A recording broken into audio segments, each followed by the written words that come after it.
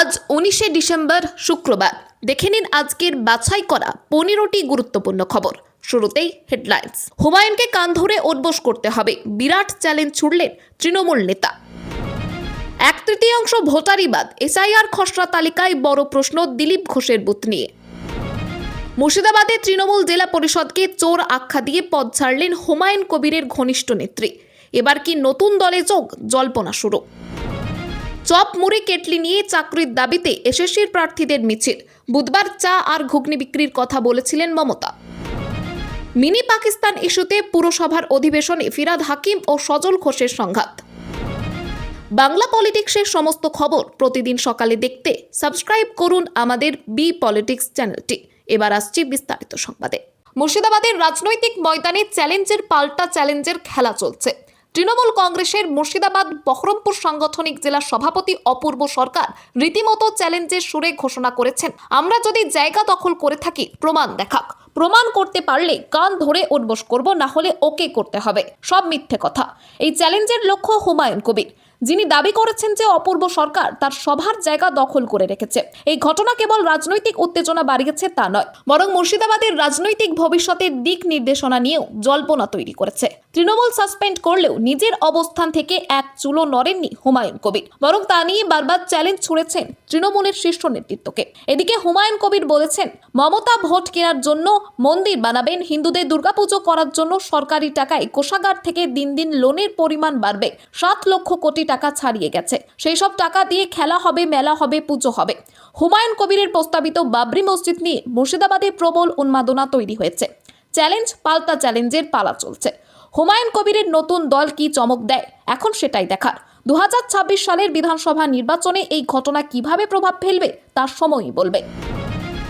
1/3 ভোটারই বাদ, এসআইআর এর খসড়া তালিকায় বড় প্রশ্ন দিলীপ ঘোষের বুথ নিয়ে। নির্বাচন কমিশনের প্রকাশিত খসড়া তালিকায় রাজ্য জুড়ে বাদ পড়েছে 58,20,898 জন ভোটারের নাম। এর মধ্যে সবথেকে বেশি নাম কাটা গিয়েছে বিজেপির প্রাক্তন সাংসদ তথা হেভিওয়েট নেতা দিলীপ ঘোষের বুথে। খড়গপুর শহরে 263 নম্বর বুথে তার নাম থাকলেও এবার সেই বুথ থেকেই বাদ পড়েছে 235 জনের নাম, যা রাজ্যের অন্যান্য হেভিওয়েট নেতাদের বুথের তুলনায় অনেক বেশি। কলকাতা ছেড়ে অনেক আগেই খড়গপুরে ভোটার হয়েছেন দিলীপ ঘোষ। রেলনগরী খড়গপুরের এই বুথে আগে মোট ভোটার সংখ্যা ছিল 779 জন। খসড়া তালিকা প্রকাশের পর সেই সংখ্যা কমে দাঁড়িয়েছে মাত্র 472-এ। বাদ পড়া 235 জনের মধ্যে মৃত ভোটারের সংখ্যা 19 জন, স্থায়ীভাবে স্থানান্তরিত 11 জন, নো ম্যাপিং 76 জন এবং অনুপস্থিত 196 জন। রাজনৈতিক পর্যবেক্ষকদের মতে রেল কলোনি এলাকা হওয়ায় চাকরি সূত্রে অনেকেই আসেন যান, তাই এমন ঘটনা স্বাভাবিক। তবে এই তথ্য প্রকাশ্যে আসতেই রাজনৈতিক বিতর্ক শুরু হয়েছে। অন্য হেভিওয়েট নেতাদের বুথের চিত্র ভিন্ন। রাজ্যের মন্ত্রী মানস ভূঁইয়ার 10 নম্বর বুথ থেকে বাদ গিয়েছে মাত্র 21 জনের নাম। মুর্শিদাবাদে তৃণমূল জেলা পরিষদকে চোর আখ্যা দিয়ে পদ ছাড়লেন হুমায়ুন কবির ঘনিষ্ঠ নেত্রী। এবার কি নতুন দলে যোগ? জল্পনা শুরু। মুর্শিদাবাদ জেলা পরিষদের সদস্য শাহানাজ বেগম বৃহস্পতিবার পদত্যাগ করেছেন। তৃণমূল জেলা পরিষদকে চোর আখ্যা দিয়ে সমাজ মাধ্যমে ইস্তফার কথা ঘোষণা করেন তিনি। 17 ডিসেম্বর ডিভিশনাল কমিশনারের কাছে ইস্তফাপত্র পাঠিয়েছেন বলে জানান। প্রথমেই কংগ্রেসী রাজনীতির সঙ্গে যুক্ত ছিলেন শাহানাজ, পরে তৃণমূলে যোগ দেন। 2016 সালের আগে তার নেতৃত্বে তৃণমূল কংগ্রেসের হাত থেকে জেলা পরিষদ ছিনিয়ে নিয়েছিল। দীর্ঘদিন তৃণমূলে কাজ করলেও 2023 সালে মহিলা সভানেত্রী পদ থেকে ইস্তফা দেন। পঞ্চায়েত নির্বাচনের পর তাকে বাদ দিয়ে সভাধিপতি করা হয় রুবিয়া সুলতানাকে। তারপর থেকে নিজেকে গুটিয়ে নেন শাহানাজ। স্থানীয় সূত্রে খবর, শাহানাজ ভরতপুরের বিধায়ক হুমায়ুন কবিরের ঘনিষ্ঠ। হুমায়ুনের বাবরি মসজিদ তৈরির উদ্যোগকে প্রথম থেকে সমর্থন করেন তিনি। হুমায়ুনের নতুন দল গঠনের কথা শোনা যাচ্ছে, সেখানে যোগ দিতে পারেন শাহানাজ, এমন জল্পনা রয়েছে। তবে আনুষ্ঠানিকভাবে কিছু জানাননি। দুর্নীতি ও অনিয়মের অভিযোগ তুলে পদ ছাড়ার কথা বলেন। মুখ্যমন্ত্রীর দপ্তরে চিঠি লিখেও কোনো লাভ হয়নি বলে দাবি করেন। শাহানাজ বলেন, হুমায়ুন যখন লোকসভা ভোটের আগে বিতর্কিত মন্তব্য করেছিলেন তখন কেন তাকে সাম্প্রদায়িক বলা হয়নি? বাবরি মসজিদ স্থাপনের কথাও তো তিনি নতুন বলছেন না।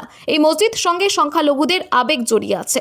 তিনি জানান, সংখ্যালঘুদের অধিকারের জন্য লড়াই চালিয়ে যাবেন এবং কোনো রাজনৈতিক প্ল্যাটফর্মে থাকবেন।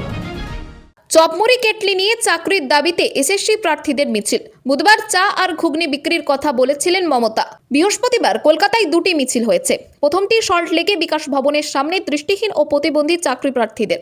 তারা কর্তৃপক্ষের বিরুদ্ধে বঞ্চনার অভিযোগ তুলে পুরনো পদ ও চাকরি ফিরিয়ে দেওয়ার দাবি জানান। শিক্ষামন্ত্রী ব্রাত্য বসুর সঙ্গে দেখা করতে চেয়েও মেলেনি। দ্বিতীয় মিছিলটি শিয়ালদা থেকে ধর্মতলা পর্যন্ত এসএসসির নতুন চাকরি প্রার্থীদের। তারা প্রথমবার পরীক্ষা দিয়েছেন। অভিযোগ, পুরনো অযোগ্য প্রার্থীদের অভিজ্ঞতার জন্য 10 নম্বর বাড়তি দেওয়ায় তারা বঞ্চিত। শূন্যপদ বৃদ্ধির দাবি নিয়ে মিছিলে অনেকের হাতে চপমুড়ির ঠোঙা, চায়ের কেটলি। বুধবার ব্যবসায়ীদের সম্মেলনে মুখ্যমন্ত্রী মমতা বন্দ্যোপাধ্যায় চা ও ঘুগনি বিক্রির পরামর্শ দিয়েছিলেন। প্রধানমন্ত্রী মোদীর চা বিক্রির প্রসঙ্গ টেনে বলেছিলেন, কোনো কাজ ছোট নয়। তারপর দিনই চাকরি প্রার্থীরা প্রতীকী প্রতিবাদে সেই পরামর্শ নিয়ে পথে নামেন। মিছিল থেকে মুখ্যমন্ত্রীকে কটাক্ষ করে বলেন, হকের চাকরি বিক্রি হয়ে গেছে, তাই চপমুড়ি চা বিক্রি ছাড়া গতান্তর নেই। বিরোধীরা দাবি করেন, দুর্নীতির কারণে যোগ্যরা চাকরি পাচ্ছেন না, তাই এমন পরামর্শ দিচ্ছেন মুখ্যমন্ত্রী। ভাই, যখন কিছু নেই 1000 টাকা নাও, দুটো চায়ের কেটলি কেনো, ঘর থেকে কিছু চা কিনে তৈরি করো, আর বিস্কুট নাও, বউকে দিয়ে ঘুগনি তৈরি করে আনো। দেখো, প্ল্যাটফর্মে গিয়ে দাঁড়াও, বাস স্ট্যান্ডে গিয়ে দাঁড়াও, এই টাকা তোমার কতদিনে কত টাকায় দাঁড়ায়। কোনো কাজ ছোট নয়। মিনি পাকিস্তান ইস্যুতে পুরসভা অধিবেশনে ফিরহাদ সজল সংঘাত। কলকাতা পুর নিগমের মাসিক অধিবেশন বৃহস্পতিবার রণক্ষেত্রের চেহারা নেয়। অধিবেশন শুরুর কিছুক্ষণের মধ্যেই শাসক বিরোধী শিবিরের মধ্যে তীব্র বাদানুবাদ শুরু হয়, যা চরম উত্তেজনায় রূপ নেয়। বিজেপি কাউন্সিলর সজল ঘোষ এবং মেয়র ফিরহাদ হাকিমের মধ্যে সরাসরি বাগযুদ্ধ পরিস্থিতি জটিল করে। এক পর্যায়ে হাতাহাতির আশঙ্কা তৈরি হয়।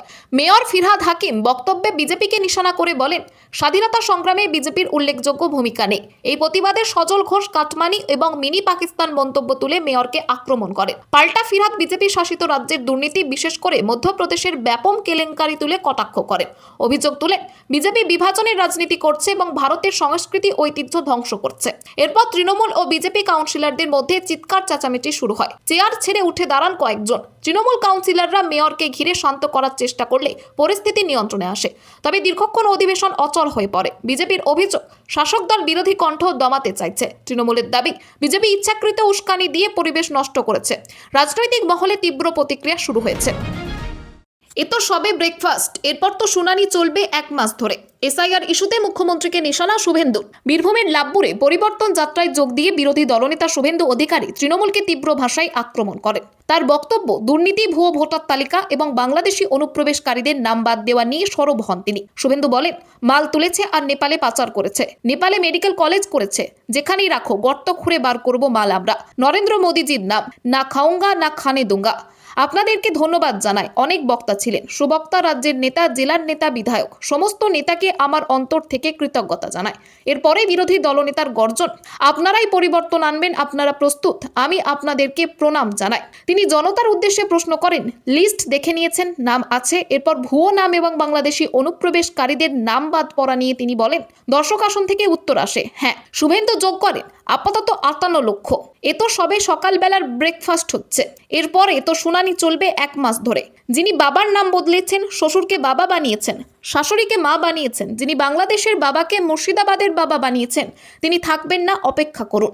মুখ্যমন্ত্রী মমতা বন্দ্যোপাধ্যায়কে নিশানা করে শুভেন্দু বলেন, এই মমতা বন্দ্যোপাধ্যায় কি বলেছিলেন এসআইআর হবে না। কবে বলেছিলেন? মমতা বন্দ্যোপাধ্যায়ের এই মিথ্যা টুপিটা এবার পরেননি। পরিবর্তন যাত্রায় উপস্থিত জনতাকে উজ্জীবিত করে শুভেন্দু অধিকারী আসন্ন নির্বাচনে পরিবর্তনের ডাক দেন। দুর্গা অঙ্গনের শিলান্যাস কবে? বাণিজ্য সম্মেলনের মঞ্চে জানিয়ে দিলেন মুখ্যমন্ত্রী। কলকাতায় বাণিজ্য সম্মেলনের মঞ্চ থেকে রাজ্যের 15 বছরের শিল্প উন্নয়নের খতিয়ান তুলে ধরেন মুখ্যমন্ত্রী মমতা বন্দ্যোপাধ্যায়। সেই মঞ্চ থেকেই দুর্গা অঙ্গনের শিলান্যাস নিয়ে বড় ঘোষণা করেন তিনি। আগামী 29 ডিসেম্বর এই শিলান্যাস হবে বলে জানান। হিডকো বিকেল 4টে নাগাদ অনুষ্ঠানের আয়োজন করেছে। ইউনেস্কোর ওয়ার্ল্ড হেরিটেজকে সম্মান জানিয়ে তৈরি হচ্ছে দুর্গা অঙ্গন। শিলান্যাস অনুষ্ঠানে সকলকে আমন্ত্রণ জানিয়েছেন মুখ্যমন্ত্রী।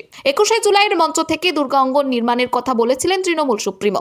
অগাস্টের দ্বিতীয় সপ্তাহে মন্ত্রিসভার সিদ্ধান্তে শিলমোহর দেয়। ডিসেম্বর মাসে নিউ টাউনে কাজ শুরু হবে। বাণিজ্য সম্মেলনের মঞ্চ বেছে নেন দিনক্ষণ ঘোষণার জন্য। এদিন তিনি বলেন, বাংলা এশিয়ার অন্যতম বড় লজিস্টিক হাব। কে বলে পশ্চিমবঙ্গের শিল্পের সম্ভাবনা নেই? কিছু মানুষ শুধু বদনাম করে। বিনিয়োগে বাংলা আন্তর্জাতিক স্তরে পৌঁছেছে। পশ্চিমবঙ্গের 2 কোটি কর্মসংস্থান হয়েছে বাংলায়। 40% বেকারত্ব কমেছে। তথ্য প্রযুক্তিতে এগিয়ে বাংলা। দেউচা পাচামির কাজ শুরু হয়ে গিয়েছে।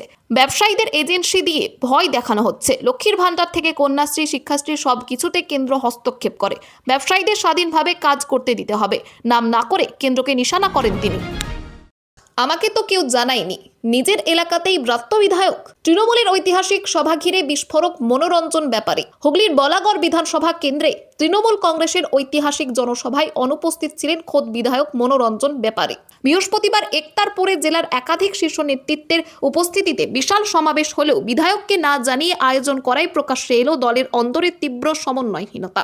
ঘটনার পর ফেসবুকে বিস্ফোরক পোস্ট করেন মনোরঞ্জন ব্যাপারী। লেখেন, তিনি বিধানসভার কমিটি সফরে নদিয়া ও উত্তর 24 পরগনায় রয়েছেন, অথচ তারই এলাকায় এত বড় সভা হয়ে গেল, কিন্তু কেউ তাকে আগাম জানানোর প্রয়োজন বোধ করেনি। কেউ জানালে হয়তো আমিও কমিটি ট্যুর বাতিল করে ওখানে পৌঁছে যাবার চেষ্টা করতাম। সভা সফল হওয়ার কর্মকর্তাদের ধন্যবাদ জানালেও তার লেখায় একাকিত্বের বেদনা ও দলের একাংশের প্রতি ক্ষোভ স্পষ্ট। বলাগড়ে তৃণমূলের গোষ্ঠীদ্বন্দ্বের ইতিহাস নতুন নয়, এর আগেও একাধিক ইস্যুতে সরব হয়ে দলের অস্বস্তি বাড়িয়েছেন এই সাহিত্যিক বিধায়ক। জেলা নেতাদের উপস্থিতিতে বিধায়ককে এড়িয়ে যাওয়ায় প্রশ্ন উঠেছে, ইচ্ছাকৃতভাবে তাকে সাইডলাইন করা হচ্ছে কি? বিরোধীরা কটাক্ষ করেছেন, যে দলে বিধায়কের সম্মান নেই সেই দলে সাধারণ মানুষের সম্মান রক্ষা করবে কি করে? সোশ্যাল মিডিয়ায় পোস্ট ঘিরে কমেন্টের বন্যা। এই ঘটনা তৃণমূলের নতুন ফাটলের ইঙ্গিত কিনা দেখার বিষয়। নবান্ন বা কালীঘাট থেকে ড্যামেজ কন্ট্রোলের বার্তা আসে কিনা। কাতার বিশ্বকাপে মাঠে বসে মেসির খেলা দেখেছি, পাশে দাঁড়িয়ে আর ছবি তোলার স্বাদ হয়নি বললেন রচনা ব্যানার্জি। হুগলির সাংসদ রচনা বন্দ্যোপাধ্যায় কাতার বিশ্বকাপে মাঠে বসে মেসির খেলা দেখে এসেছেন, তাই যুব ভারতীতে মেসির সঙ্গে ছবি তোলার দৌড়ে ছিলেন না তিনি। রচনা বলেন, কাতারে যখন বিশ্বকাপ দেখতে গিয়েছিলাম তখন মেসিকে সামনে থেকে দেখে এসেছি, তার খেলা দেখে এসেছি, তাই আর পাশে দাঁড়িয়ে ছবি তোলার তেমন কোনো স্বপ্ন আমার ছিল না। তবে বাকিদের আশা ভঙ্গ হওয়ায় খারাপ লাগছে বলে জানান তিনি। সল্টলেক স্টেডিয়ামে ঘটনাকে অত্যন্ত দুর্ভাগ্যজনক বলে মনে করেন। যারা মেসিকে দেখতে এসেছিলেন তারা অনেক আশা নিয়ে, অনেক স্বপ্ন নিয়ে এসেছিলেন, তাদের স্বপ্ন ভঙ্গ হয়েছে। গোটাটা মিসম্যানেজমেন্টের নিদর্শন বলে মত তার। আমরা হয়তো আরো সুন্দর করে করতে পারতাম যদি পরিকল্পনা সঠিক থাকতো। যেটা হায়দ্রাবাদ, মুম্বাই, দিল্লি পারলো, সেটা হয়তো এখানেও করা যেত। আশা করি আমরা এখান থেকে শিক্ষা পেয়েছি। শুভশ্রীকে নিয়ে বিতর্কের নিন্দা করেন রচনা। শুভশ্রীকে শুধু নিন্দা করা হচ্ছে বলে মনে করেন। তবে মাঠে ইন্ডাস্ট্রির ফেস হিসেবে প্রসেনজিৎ চট্টোপাধ্যায় ও দেবের উপস্থিতি দরকার ছিল বলে মত তার। একজন শিল্পী হিসেবে ওই দিন শুভশ্রীকে ডাকা হয়েছিল, তিনি তো আর লাফিয়ে লাফিয়ে নিচে যাননি। এলাকায় আগে কখনো দেখিনি। খসড়া তালিকা বেরোতেই পাড়ায় 165 জনকে নিয়ে বাগদায় বিস্তর প্রশ্ন। উত্তর 24 পরগনার বাগদা ব্লকের সিন্দ্রানী গ্রাম পঞ্চায়েতের খড়ের মাঠ গ্রামের 24 নম্বর পার্টে মোট ভোটার 490, কিন্তু এসআইআর এর ফর্ম বিলি করতে গিয়ে 165 জন ভোটারের কোনো খোঁজ মেলেনি। প্রায় 34% ভোটার অনুপস্থিত। এসআইআর এর খসড়া তালিকাতে অনুপস্থিত সংখ্যা 165। খোঁজ না পেয়ে এলাকায় মাইক প্রচার করা হয়। বিভিন্ন রাজনৈতিক দলের সঙ্গে বৈঠক করে প্রশাসনিক কর্তারা, তাতেও খোঁজ মেলেনি।